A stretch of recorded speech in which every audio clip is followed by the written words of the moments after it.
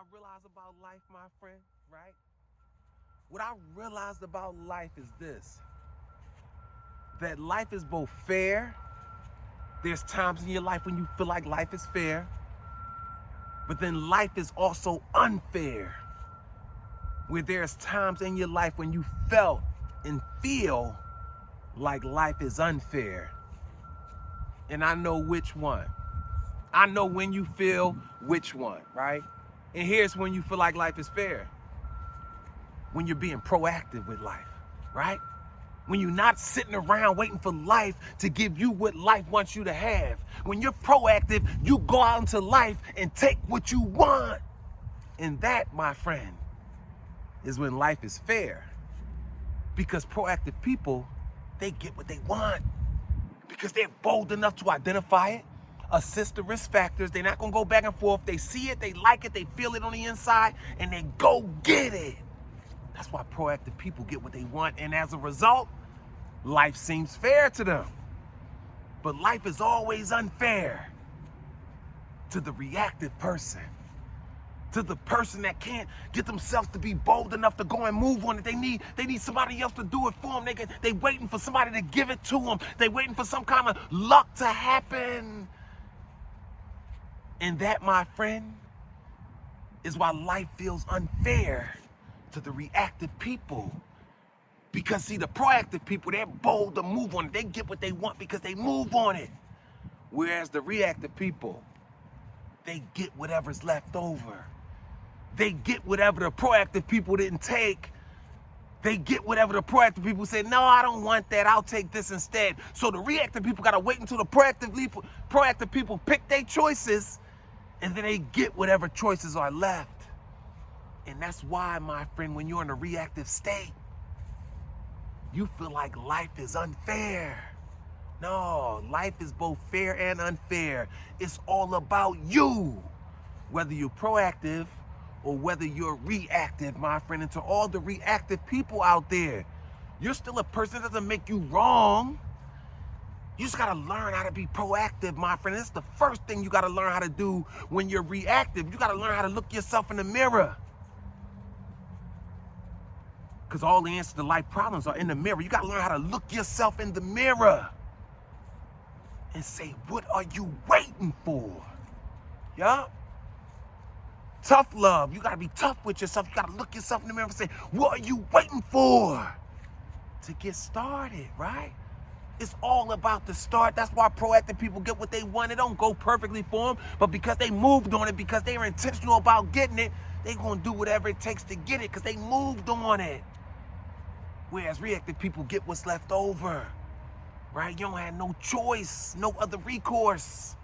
So you gotta look yourself in the mirror and say, what are you waiting for? Because here's the hard truth, my friend.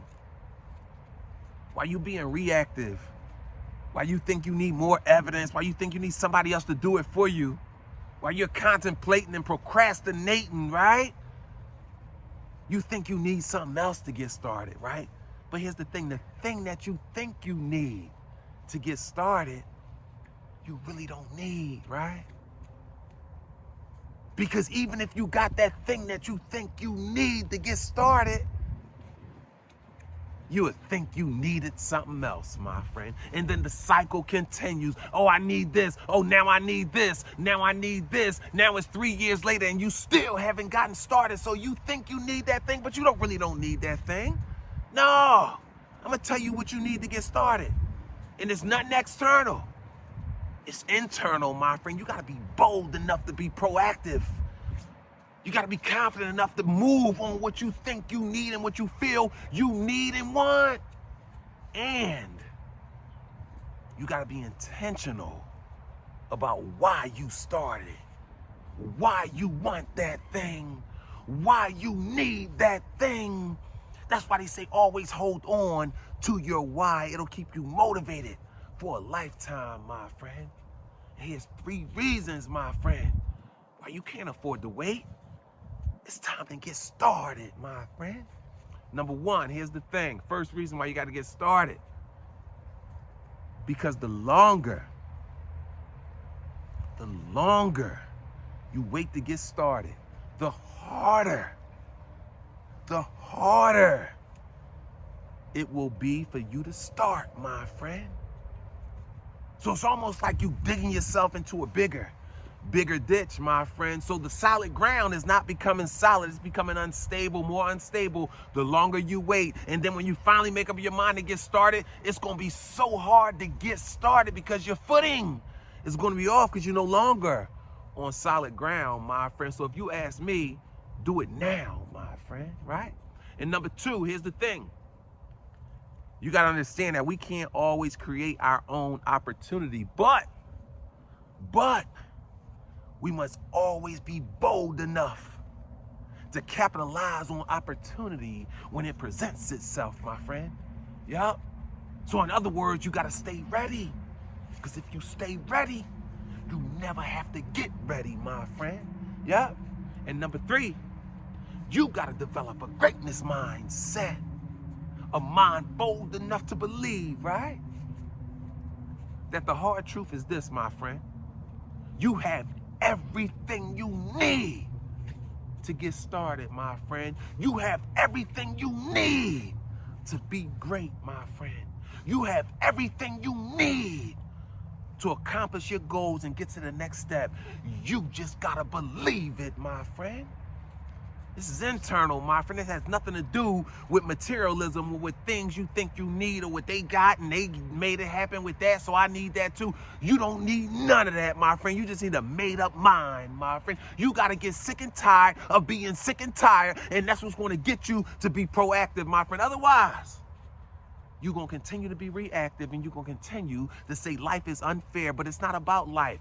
It's about you looking at that person in the mirror and saying, what are you waiting for, my friend?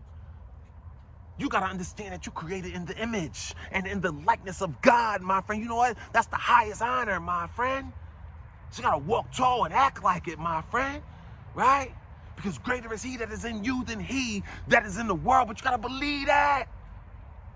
God already told you that. He already showed you that. You just got to believe that, my friend. And never forget, you were born to be great.